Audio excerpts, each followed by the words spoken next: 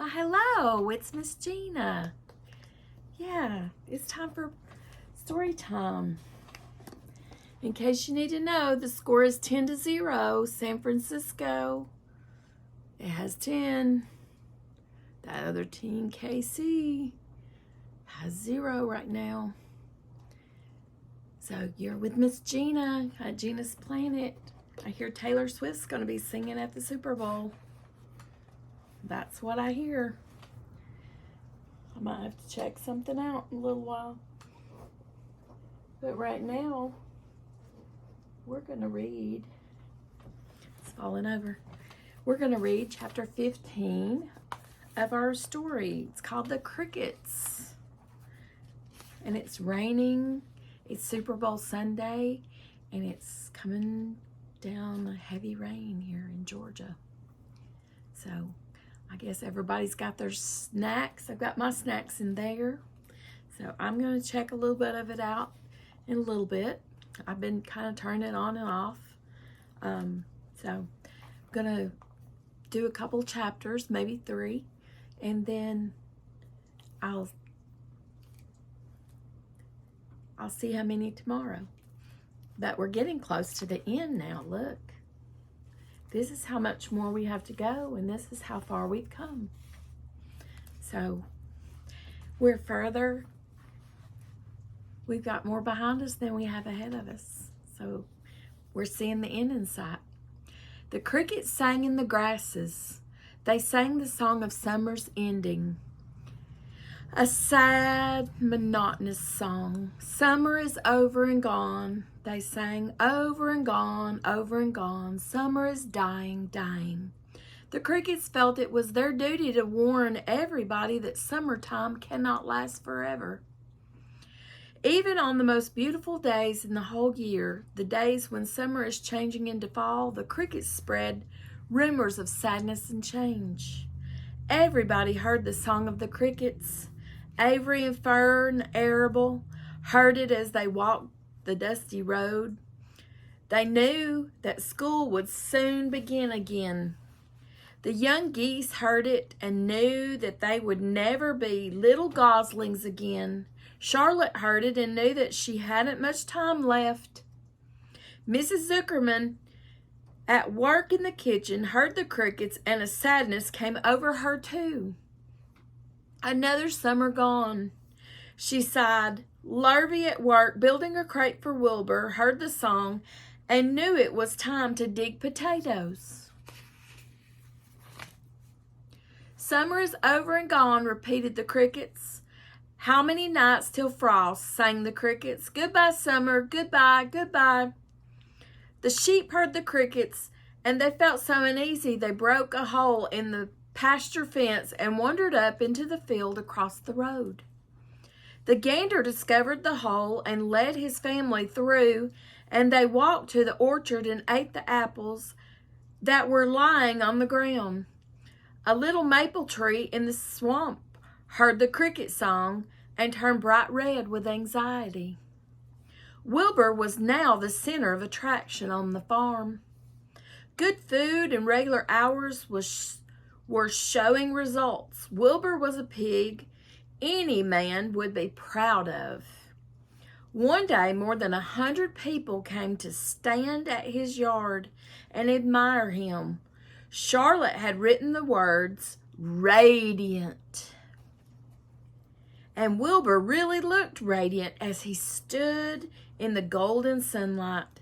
Ever since the spider had befriended him, he had done his best to live up to his reputation. When Charlotte's Web said, "Some pig," Wilbur had tried hard to look like some pig.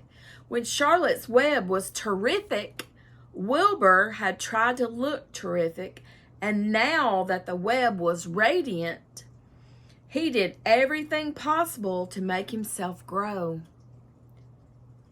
He didn't try to grow. He didn't want him to eat him. He's trying to glow in the sun, in that golden sunshine. It is not easy to look radiant, but Wilbur threw himself into it with a will. He would turn his head slightly and blink his long eyelashes. Then he would breathe deeply, and when his audience grew bored, he would spring into the air and do a backflip with a half twist.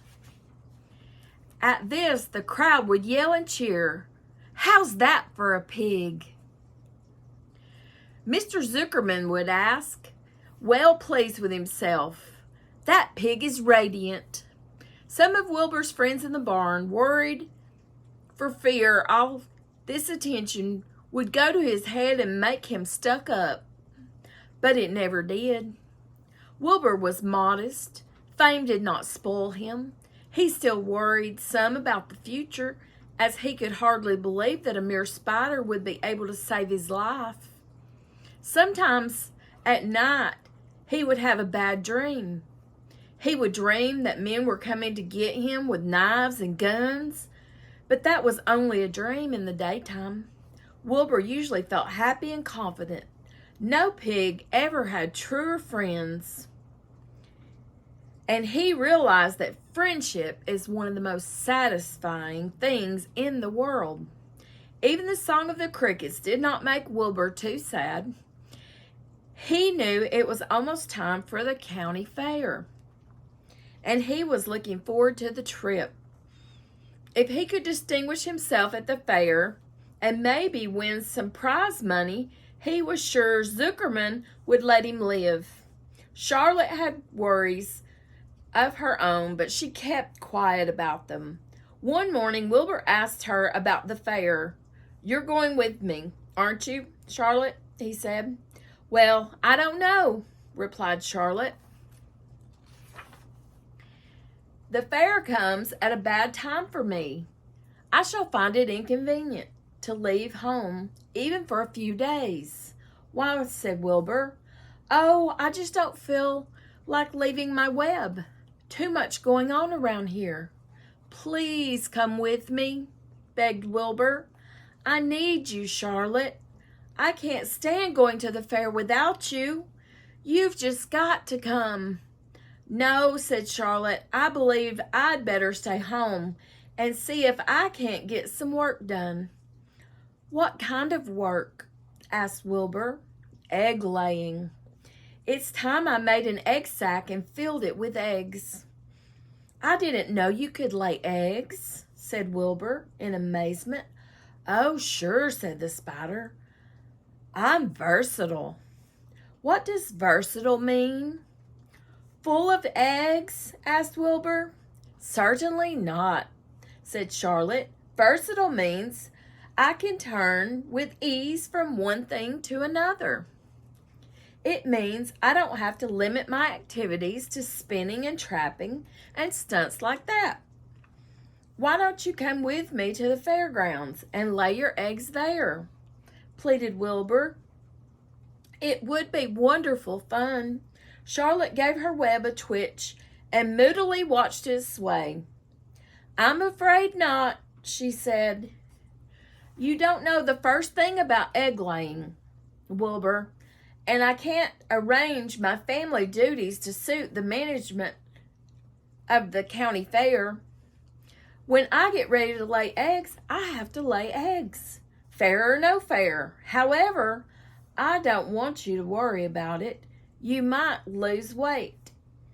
We'll leave it this way. I'll come to the fair if I possibly can." "Oh, good," said Wilbur. "I knew you wouldn't forsake me just when I needed you most." All that day, Wilbur stayed inside, taking life easy in the straw. Charlotte rested and ate a grasshopper. She knew that she couldn't help Wilbur much longer. In a few days, she would have to drop everything and build a beautiful little sack that would hold her eggs. And that is the end of our 15. Chapter 16 is Off to the Fair. There's a little drawing there. So I hope you enjoyed that. I hope you'll read more in 2024 and grow your brain and get back to the Super Bowl, I guess. All right. Bye-bye.